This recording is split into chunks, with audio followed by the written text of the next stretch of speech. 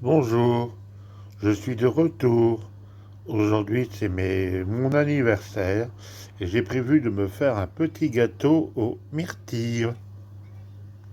Pour cette recette, il vous faudra 3 œufs, 80 g de sucre en poudre, 120 g de farine, un sachet de levure chimique, bien entendu des myrtilles, une pincée de sel et ma petite touche, une cuillerée à café de confiture de myrtille.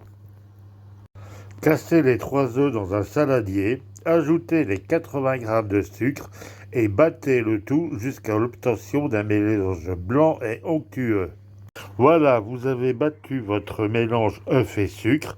Le mélange a pratiquement triplé de volume. Vous allez pouvoir ajouter les ingrédients qui suivent. Donc, ajoutez les 120 g de farine, le sachet de levure chimique et la pincée de sel et battez à nouveau en commençant à tout doucement. Quand votre pâte est bien battue et bien lisse, vous pouvez ajouter la cuillerée de confiture de myrtille. Battez généreusement la préparation. Une fois la préparation mélangée, vous obtenez une pâte à couleur légèrement violacée.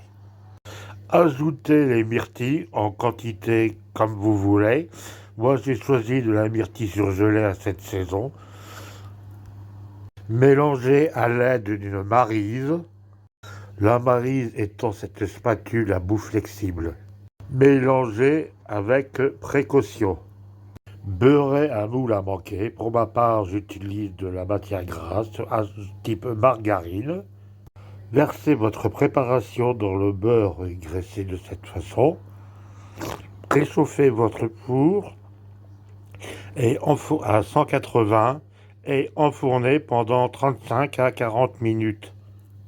Enfournez à mi-hauteur pour, donc je vous dis, 35 à 40 minutes. Vérifiez à l'aide de la pointe d'un couteau pour vérifier la cuisson. Voilà, après 30 minutes de cuisson, votre gâteau est cuit. Laissez-le refroidir dans le plat, puis démoulez. Voilà, votre tarte est refroidie. Vous pouvez la déposer dans le plat de service. Et bon appétit!